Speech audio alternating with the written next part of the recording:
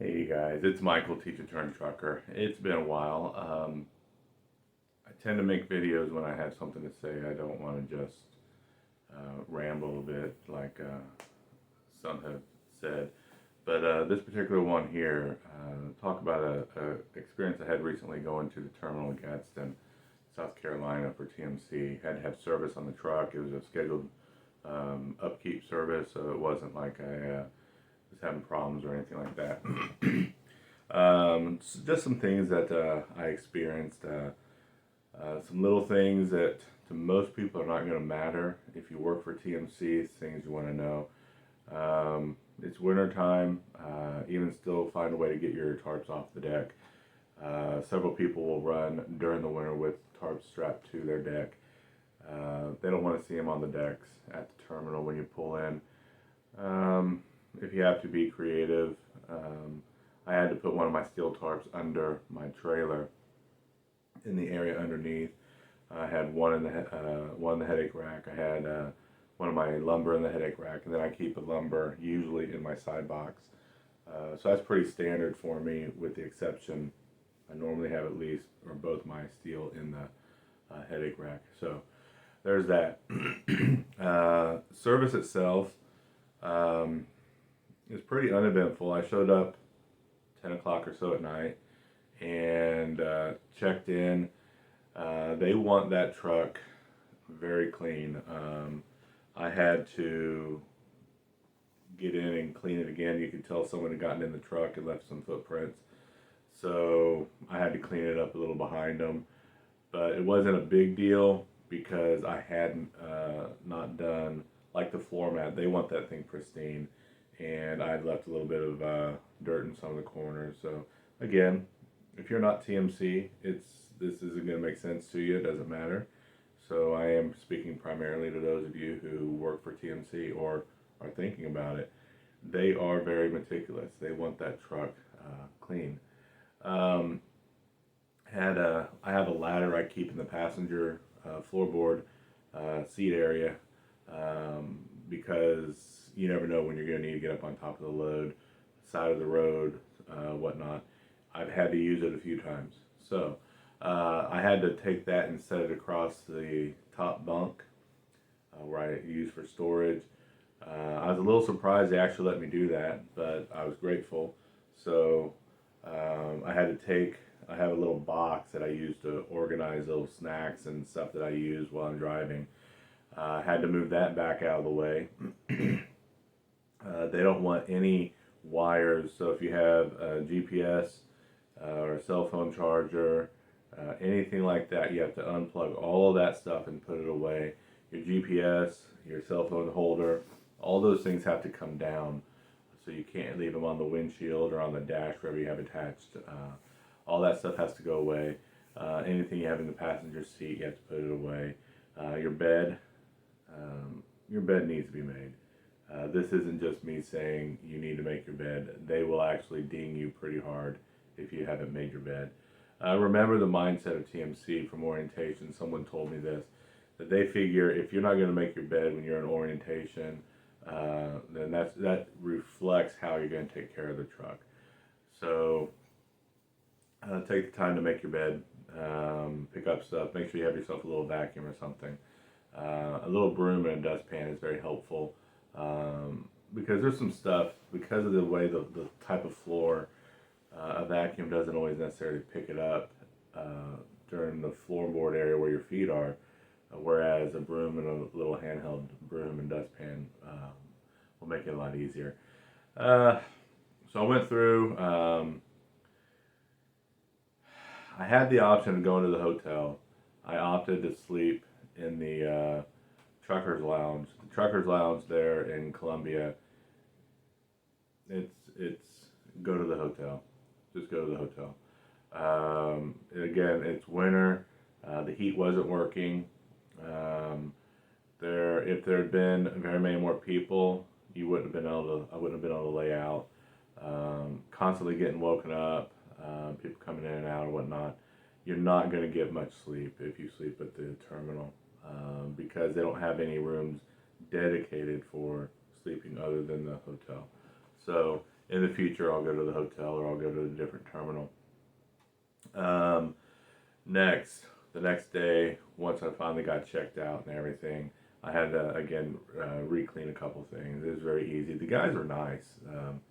I did have a very good experience. People that were very friendly, so I didn't have any issues with that. And I've heard some stories of others who had bad experiences. No, the guys at the Gadsden terminal were very friendly, um, more or less professional, meaning there is an element of just a country boy thing. They're just down to earth, very friendly, and I see that as a positive. So it's in no way intended as a negative.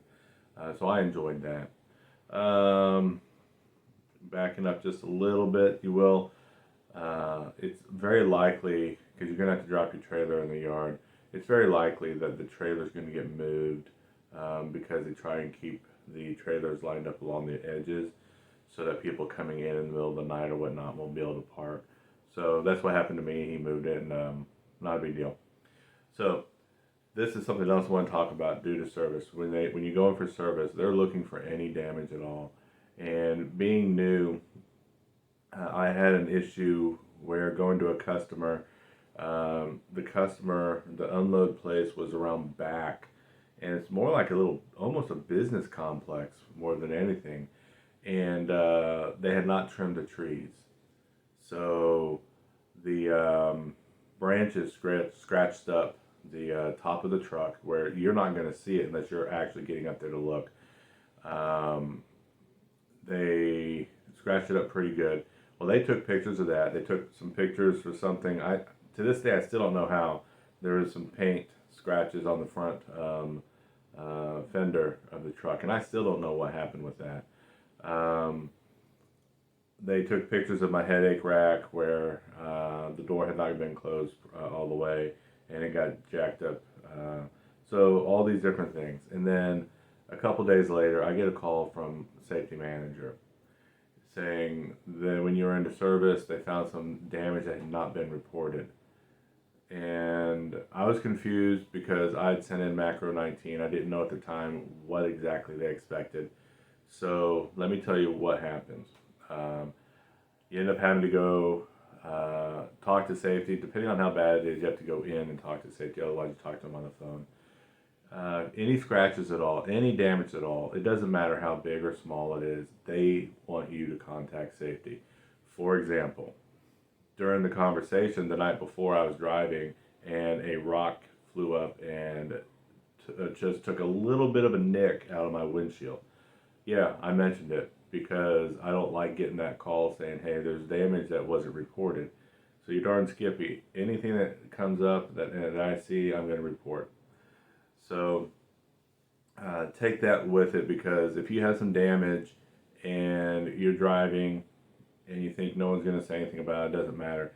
At some point you're going to go in for service and they are going to take pictures and they're going to send them to safety. Just do yourself a favor. It's one thing if you don't know. I did not know the minutest detail that they wanted reported. I do now, so anything happens, I'm making a call, which is going to bring me into a couple little stories. I have a terrible luck with branches. I go to some of these customers. It's happened at Lowe's and happened recently in another customer where you're parking, there's a lot of times going to be branches that are not trimmed back properly, and that's where they want you to park. Okay, think specifically if you're parking overnight. Okay, because obviously once you're if you're coming in the middle of the day or whatnot, then you're pulling in and they want equal access on both sides. But when they tell you to park in the middle of the night, or at night, normally tell you to park back in the back or along the side somewhere. And those places where your branch is going to be. Not only are you running the risk of scratching the truck, but what's happened to me twice is I've broken off the antenna.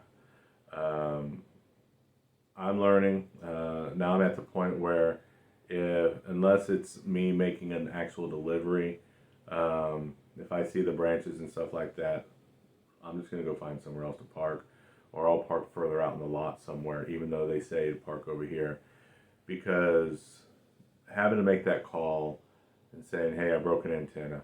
Um, Now, Drew at Columbia, he said he doesn't. Um, I hesitate to say because I don't want to read into his position, but in light of some of the other damage that had been reported, he wasn't really fazed about the antenna. I think that's the best way of saying it. I did have one incident. Again, I told you I had a couple stories. One incident where pulling through a parking lot and I miscalculated the amount of space, and I'm pulling into an actual spot at a truck stop. So it's a line spot, and I got my angle wrong. Plus, it was more narrow than a lot of the truck stops are, so it wasn't your standard 12 or 13 foot space or whatever. And I'm watching the mirror on the other guy's truck, making sure I don't hit it, and I missed seeing the hood mirror. So I took the hood mirror off and broke it. And I waited around like an hour and a half, 2 hours for the driver, trying to get a hold of him. I contacted safety, reported it, and so they dinged me for that. My fault. What I could have done differently, knowing whether or not I can make the turn, whether or not I can even fit. Um, so calculating ahead of time, get out and look. But also what I should have done is I actually had access to pull straight into that spot instead of going around and trying to come in from the back and facing outward. I just would have had my butt to the road, and that's what I should have done. So little things to learn there. One last one. This was about 3 weeks ago. I was on 65, and I was. It was the first snowstorm driving where I've been driving in a truck. And I mean, I've driven in snow before in the Midwest in little cars, but never in an 18-wheeler. And I saw ahead of me, I saw a tractor or a tanker roll into off the side of the road into the ditch. So I start bringing slowing the truck down, and I get stopped. And about the time that I get stopped, I feel this little bump in my bumper. Well, to me, it wasn't much. I was hard pressed to see exactly where the little truck behind me had hit, but the whole front end of his truck was jacked up. But that little bump cost me 3 hours, which ended up delaying me at the shipper, which left me in the snowstorm, ice storm, and then it made me get home late that weekend.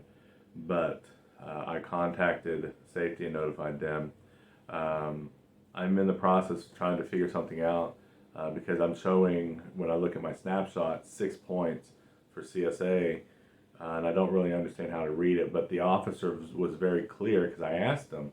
He said, "No, I will notate it so that it is very clear you are not at fault." There was nothing I could have done other than just physically not being there. I didn't hit anyone. I was hit. I was in the correct lane. I was in the left lane, which for me was unusual, but Tennessee, which is where this was, had a sign just shortly before said trucks use left lane. So I switched over and was in the left lane, which saved me from being involved in the bigger pileup. But so I'm in the process of getting that figured out. So I'm checking my snapshot and I'm seeing that happen.